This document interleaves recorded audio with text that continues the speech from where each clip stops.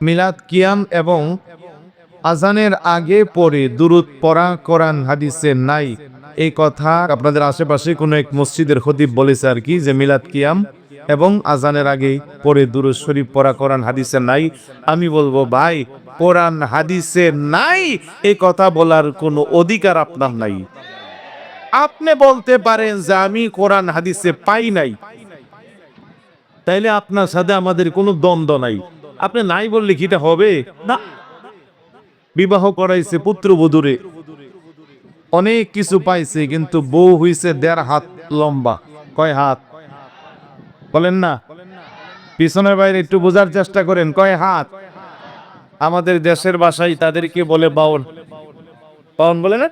বাউন বলে। আমি ছোট করছি না, এক্সাম্পল দিচ্ছি, কারণ সবাই আল্লাহর সৃষ্টি।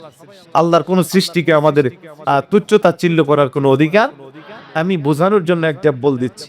1.5 হাতের বউ 2 হাতের কলসি নিয়ে গ্রামের বাড়িতে টিউবওয়েলে চাপতে গেছে, টিউবওয়েল পোড়ানোর জন্য।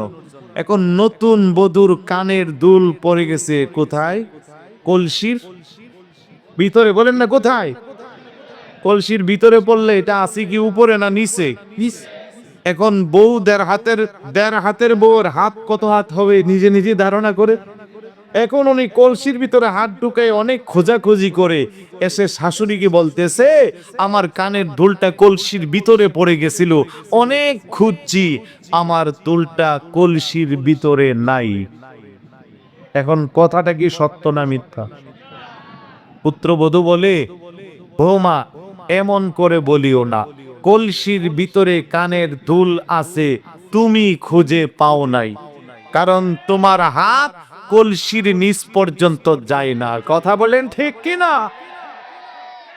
আমি ওই ভাইকে বলবো যিনি বলছেন যে কোরআনে মিলাদ কিয়াম দুরুদ ও সালাম আজানের আগে কোথাও আপনি পান নাই বলছেন বা নাই বলছেন, আমি বলবো আপনি এখনো সেই জায়গা পর্যন্ত পৌঁছতে পারেন নাই।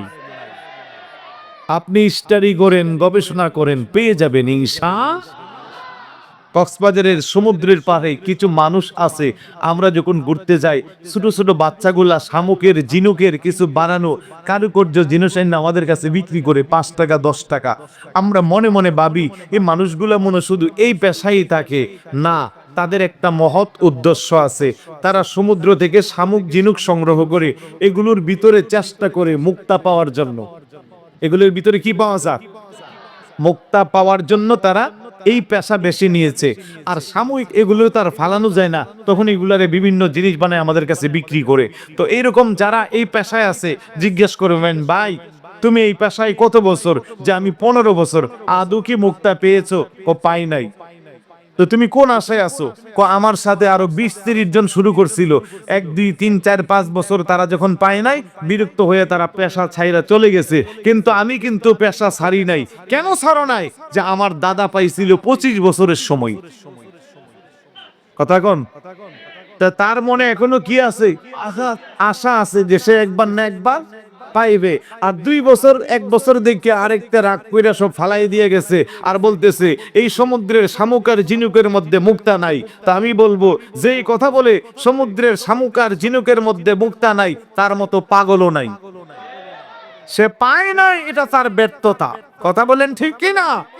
তাহলে আমি বলবো ভাই, আপনি একটু কোরআন খুঁজেন, পেয়ে যাবেন ইনশাআল্লাহ।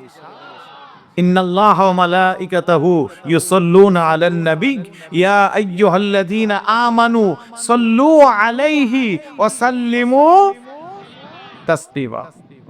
ইন্নাল্লাহা ওয়া মালাইকাতাহু, নিশ্চয়ই আল্লাহ এবং আল্লাহর ফেরেশতা, ইউসাল্লুনা আলান নবী, সদাই সর্বদা নবীর উপরে দরুদ পড়ে। ইয়া আইয়ুহাল্লাযীনা আমানু, ওহে ঈমানদারেরা, সাল্লু আলাইহি, তোমরাও আমার নবীর উপরে দুরূদ শরীফ পাঠ করো, ওয়াসাল্লিমু তাসলিমা। কিসের মাধ্যমে? আদবের মাধ্যমে, ইখলাসের মাধ্যমে, খুলুসিয়তের মাধ্যমে। এই যে সাল্লু আলাইহি, এখানে রাসূলের প্রতি দুরূদ পড়ার কথা বলা হয়েছে। কোথাও তো এরকম বলে নাই যে আজানের আগে পড়া যাবে না, পরে পড়া যাবে না, এই কথা আছে? না থাকলে আপনি আগে পড়েন, পরে পড়েন। আমরা কি এটা আজানের অংশ মনে করি? জোরে বলুন, আজানের অংশ মনে করি?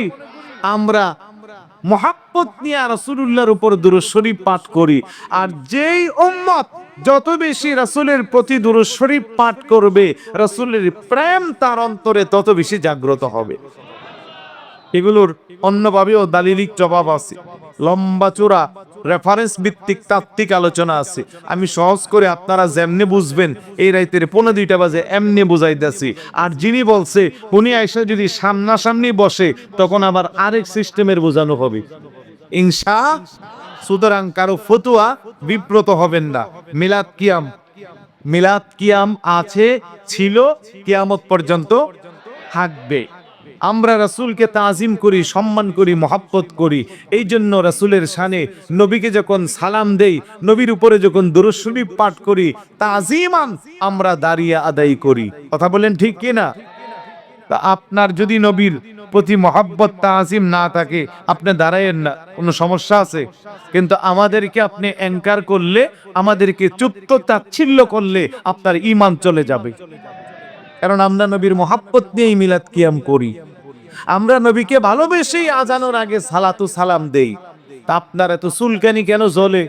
আর আপনি যেই মিম্বরে বসে এই ফতোয়া দিচ্ছেন, একটিবারও কি চিন্তা করছেন এই মিম্বরটা পেয়েছেন কার উসিলা? আপনি এনে বসে বসে মিলাদুন নবীর বিপক্ষে ফতোয়া দিবেন, মিলাদ কিয়ামের বিপক্ষে, দুরূদ ও সালামের বিপক্ষে দিবেন, আর আমরা চুপচাপ বসে থাকবো। এটা হতে আপনারা দেখছেন যে মসজিদের খতিব মিলাদ কিয়াম মিলাদুন নবীর বিরুদ্ধে বলেছে, ওই মসজিদেই মিলাদুন নবীর পক্ষে অনেক দলিল দিয়ে আলোচনা হয়েছে, ওই মসজিদে আবার মিলাদ কিয়ামও হয়েছে। কথা কোন ঠিক না? আপনি মানেন না। আর কিছু মানুষের আছে এক গোয়ামি, পাইলেও পাই না, ঠিক হলেও ঠিক না, কারণ তার মুরব্বি এইভাবে চলছে, সেইভাবে চলতে চাই। সুতরাং আমরা তো আপনাকে বাধা দিচ্ছি না। 500 মানুষ থেকে এখন 1 কোটিরও বেশি মানুষ, হাতে গোনা কয়েকটা মিলাদুন নবী থেকে এখন হাজার হাজার মিলাদুন নবী। তা আপনি কয়জনকে ফতোয়া দিয়ে আটকাবেন? কিছুদিন পরে আপনি নিজেও চলে আসবেন ইনশাআল্লাহ। সেই আহ্বান রাখলাম, আল্লাহ যেন আমাদেরকে কবুল করে, বলুন আমিন।